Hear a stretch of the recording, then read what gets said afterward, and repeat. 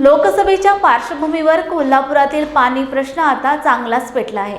कोल्हापूरच्या पाणी प्रश्नावर एकमेकांचे कट्टर विरोधक असलेले भाजप खासदार धनंजय महाडिक आणि काँग्रेस आमदार सतेज पाटील यांच्यात कलगीतुरा रंगला आहे।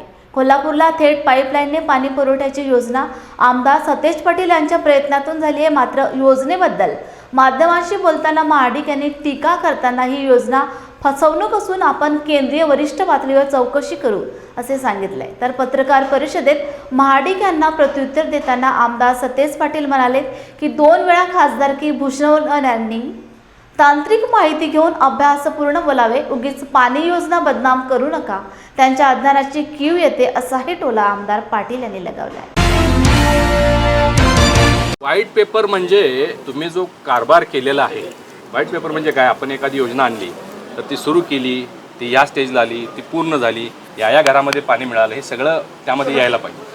तर व्हाईट पेपर म्हणजे त्यांनी या सगळ्या बाबी जनतेच्या समोर ठेवल्या पाहिजे होत्या, ते सगळे जनता अंधारातच आहे। आज इथं आल्यानंतर समजलं की पाईपलाईन डिस्ट्रीब्युशन सिस्टीमच नाही आहे। डिस्ट्रीब्युशन सिस्टीम नसेल तर त्या एरियामध्ये त्या घरामध्ये पाणी जाईल कसं? इथंपर्यंत पाणी आलेलं आहे, ज्याच्यामध्ये त्यांनी आंघोळ केली ते पाणी इथंपर्यंत आलेलं आहे, पण पुढं हे कधी होणार? हे सगळं 13 वर्षापूर्वी बजेट मंजूर झालेलं आहे। अजूनसुद्धा जर डिस्ट्रीब्युशन सिस्टीम नसतील तर हे लोकांना त्यांनी व्हाईट पेपरद्वारे समोर आणलं पाहिजे की एवढ्या गोष्टी झालेल्या आहेत, एवढ्या अपूर्ण आहेत, आम्ही एवढ्या दिवसात पूर्ण करू, ही माझी मागणी होती। अंघोळीची काही का नाही, इथं कोल्हापूरमध्ये नेहमीच मी सांगत आलेलो आहे, श्रेयवाद घेण्याची खूप गडबड असते। आता त्यांनी येऊन आंघोळ केली, लोकांच्या डोळ्यात धुळफेक केली, त्यावेळी ते सत्तेत असताना राष्ट्रवादी काँग्रेससुद्धा त्यांच्यासोबत सत्तेत होती, उद्धव ठाकरे साहेबांची शिवसेना त्यांच्यासोबत सत्तेत होती। कोणाला त्यांनी इथं आणलं का? हे बजेट 60% बजेट केंद्राचं आहे, कुणालाही आम्हाला सांगितलं नाही, केंद्राचे कोणी नेतृत्व त्या ठिकाणी नव्हते, आणि राज्याचं फक्त 20% बजेट, ते सुद्धा यांनी एकट्याने जाऊन त्याचा उपभोग घेतला। आपण ऐकलं की पालकमंत्री महोदय आत्ताचे जे आहेत ते नाराज झाले, शिवसेनेचे पदाधिकारी नाराज झाले।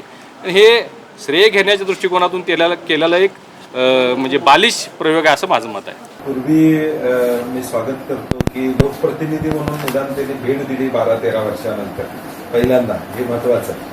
कारण की 5 वर्षे ते खासदार म्हणून या कोल्हापूर जिल्ह्यातून निवडून गेले, त्यावेळी त्यांनी एखादी बैठक घेतली, आढावा घेतला असं मला माझ्या निदर्शनास कुठं नाही आहे। परंतु किमान पूर्ण झाल्यावर तरी ते गेले आणि मी काय काम केलं याचं अवलोकन त्यांनी केलं, त्याबद्दल त्यांचे धन्यवाद। किमान त्यांच्यामुळं लोकांच्या मनामध्ये मी केलेल्या बद्दलचं एक शिक्कामोर्तब आणखीन एकदा झालं की बंटी पाटलांनीच हे केलेलं आहे, याच्याबद्दल त्यांचे धन्यवाद आहे। मुळात थेट पाईपलाईनचा अनेकदा मी बोललेलो आहे की हा प्रोजेक्ट किती अडचणीत आला, कुठले प्रश्न, आणि सगळ्या पत्रकार मंडळींना, कोल्हापूरवासियांना प्रामुख्यानं माहिती आहे की यामध्ये काही अडचणी आलेल्या। आता पाणी चालू झाल्यानंतर काही तांत्रिक अडचणी आल्या, ते दुरुस्त करण्याचा प्रयत्न करतायत, परंतु पाणी त्यांचं अज्ञानाची मला कीव येते। कारण की थेट पाईपलाईनमध्ये भुईखडीपर्यंत पाणी आणणं हा प्रोजेक्ट आहे, आणि तिथनं पुढची वितरण व्यवस्था ही अमृतमधनंच आहे। म्हणजे मुळात त्यांनी थोडी माहिती घेतली असती तर बोलायला संयुक्तिक झालं असतं। आणि ही अमृतची योजना ही आत्ताचे मंत्री सुरेश खाडे यांच्या बंधूकडे हे कॉन्ट्रॅक्ट गेले अर्धा वर्ष।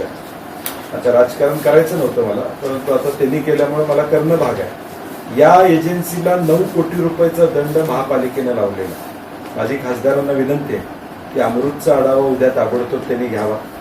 ह्या 10-11 जे पाण्याच्या टाक्याचं काम प्रलंबित आहे त्याचा आढावा त्यांनी ताबडतोब घ्यावा।